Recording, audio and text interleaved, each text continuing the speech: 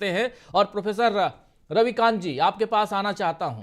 क्या कुछ देखते हैं आप? संविधान को बदलने के लिए आए हैं, हेगड़े साहब यही कह रहे हैं, और 400 सीटें चाहिए धर्म की रक्षा करने के लिए, और धर्म का रक्षक सबसे बड़ा रक्षक है यहाँ पे। 2-2, 3-3 ऐड, और उस ऐड में भी फर्जीवाड़ा, झूठ झूठ और सिर्फ झूठ। कैसे देखा जाए? क्या झूठ के दम पर हम उस दिशा में देश को जाते हुए देख रहे हैं जहां लोकतंत्र और संविधान दोनों पर खतरा है? राजीव जी, जब से भारतीय जनता पार्टी सत्ता में आई है तब से हिंदू धर्म खतरे में है। और मुझे लगता है कि जो सच्चे हिंदू धर्म के मानने वाले लोग हैं वो मोदी से मुक्ति चाहते हैं और चाहते हैं कि हिंदू धर्म सुरक्षित बना रहे।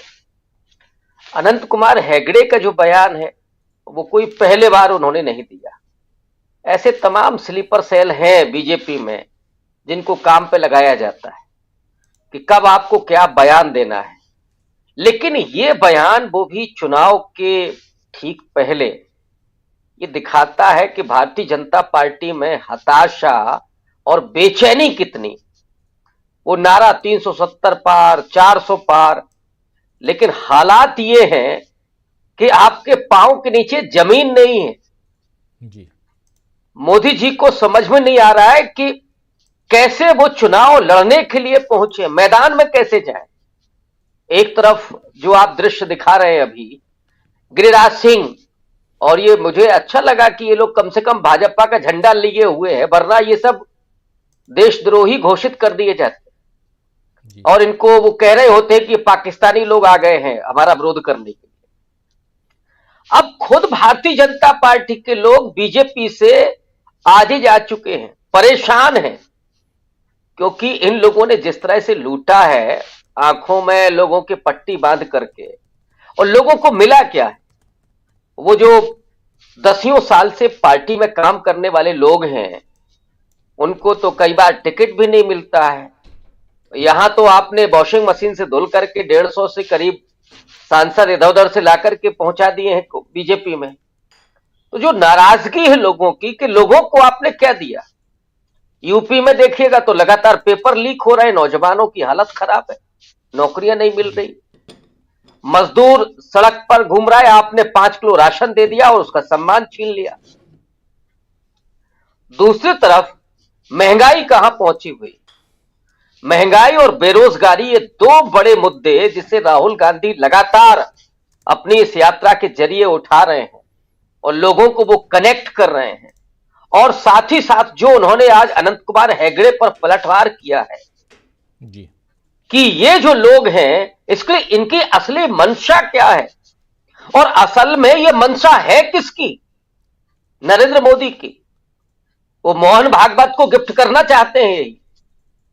लेकिन इस देश का दलित, वंचित तबका, ओबीसी, आदिवासी, महिलाएं, माइनॉरिटी, जिन्हें इस संविधान के जरिए संरक्षण प्राप्त है।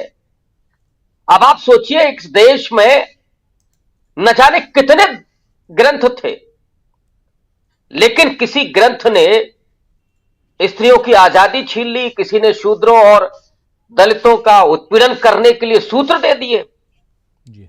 ये पहली बार हुआ जब देश के आजादी के बाद एक ऐसी किताब, एक ऐसा ग्रंथ संविधान के जरिए सामने आया जिसने सबको इंसान बना दिया, सबको समान अधिकार दे दिए। और इन 75 साल में चाहे वो दलित हो, आदिवासी हो, पिछड़ा हो, महिलाएं हो, उनको जो इस देश के विकास में अवसर मिला काम करने का, और उन्होंने दिखाया कि हम भारत को कहां से कहां पहुंचा सकते हैं। 75 साल में देश कहां से कहां पहुंचा। इस देश के किसानों ने हरित क्रांति ला करके सिर्फ इस देश के लोगों का ही पेट नहीं भरा और इतना उपजाया कि आप निर्यात कर सकते हैं। तो दूसरी तरफ इस देश के मजदूरों ने बड़ी बड़ी अट्टालिकाएं खड़ी की, नौजवानों ने पढ़ाई लिखाई करके उन अट्टालिकाओं के भीतर बैठ करके इस देश का जो पूरा अंदरूनी सेटअप था उसको मजबूत किया। कोई आईएएस बना, कोई डॉक्टर बना, कोई अध्यापक बना। लेकिन मोदी जी ने तो सबको छीन लिया। अब कोई किसान का बेटा आईएएस बनने का ख्वाब नहीं देख सकता राजीव जी, अभी लेटरल एंट्री से फिर भर दिया है इन्होंने।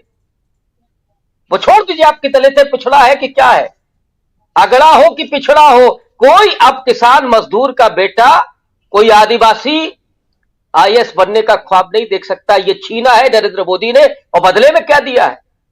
5 किलो अनाज। ऐसे लग रहा है कि आपने इस देश के लोगों को जानवर समझ लिया है, क्योंकि पेट भरने का काम तो जानवर भी करता है। लेकिन जो आपने सोचने की शक्ति छीन ली, लोगों के अपने डेवलपमेंट करने का अवसर छीन लिए, नौकरियां छीन ली, शिक्षा छीन ली, तो ये क्या लोगों को दिखाई नहीं पड़ रहा? यही वजह है कि ये काले झंडे दिखाई दे रहे हैं। यही वजह है कि लोग आज सड़क पर खड़े, राहुल गांधी के साथ हुजूम खड़ा हुआ है। और ये जो प्रत्याशाएं हैं, ये जो गुस्सा है लोगों का, और जितना ये लोग बोलेंगे कि संविधान को हम बदलेंगे, उतना ही राहुल गांधी मजबूत होंगे, उतना ही विपक्ष मजबूत होगा, उतना ही आगे इंडिया अलायंस बढ़ेगा। जो ये 400 की बात कर रहे हैं राजीव जी, ये कहीं 200 के नीचे ना आ जाए, 50% भी ना पाए अगर ऐसे ही बोलते रहे। यही हालात होने जा रहे हैं। और आज खुशी की बात यह है कि एक ऐसा व्यक्ति राहुल गांधी, वो संविधान को बचाने के लिए डॉक्टर अंबेडकर का, लाखों करोड़ों दलितों के उम्मीदों को, उनके अवसरों को बचाने के लिए वो सड़क पर है। और ये वो व्यक्ति है, मैं बार बार कहता हूं कि चांदी की चम्मच नहीं, सोने की चम्मच लेकर के पैदा हुआ था, जिसके परिवार में 3-3 प्रधानमंत्री हुए। लेकिन वो व्यक्ति आज सड़क पर है, तो क्यों? लोगों के लिए, जिसकी कोई प्रत्याशा नहीं कि वो प्रधानमंत्री बनेगा, क्या बनेगा, वो सिर्फ बदलाव के लिए आया है। देश बदलने को, नफरत मिटाने को, भेदभाव मिटाने को, अवसरों की समानता के लिए, शिक्षा और नौकरियों के लिए, दलितों, पिछड़ों, महिलाओं, आदिवासियों के उत्थान के लिए वो आज सड़क पर है। और पूरा देश उसका इस्तकबाल कर रहा है, उसका सम्मान कर रहा है। और वो डट करके खड़ा है इन संविधान विरोधियों के खिलाफ, वो डट करके खड़ा है सामाजिक न्याय के विरोधियों के खिलाफ, वो डट करके खड़ा हुआ है किसान विरोधियों के खिलाफ, वो डट करके खड़ा हुआ है उन मजदूरों विरोधियों के खिलाफ। और इसीलिए चाहे जीएसटी हो, चाहे नोटबंदी हो, ये तमाम मुद्दे राहुल गांधी छूते हैं, बार बार हैमर करते हैं। और इस देश की जनता अब आंख कान खोल करके राहुल गांधी को सुन रही है, और नरेंद्र मोदी की भी उन नीतियों को बारीकी से देख रही है। और इसीलिए ये जो हुजूम है वो देश के बदलाव की तरफ आपको जाते हुए दिखाई पड़ रहा है। जी, एक तरफ बदलाव की तरफ जाते हुए हुजूम दिखाई दे रहा है, लेकिन दूसरी तरफ बदलाव संविधान में करने की बात अनंत हेगड़े कह करके क्या कुछ बताना चाहते हैं? क्या सचमुच जो इशारा है, क्योंकि ये एक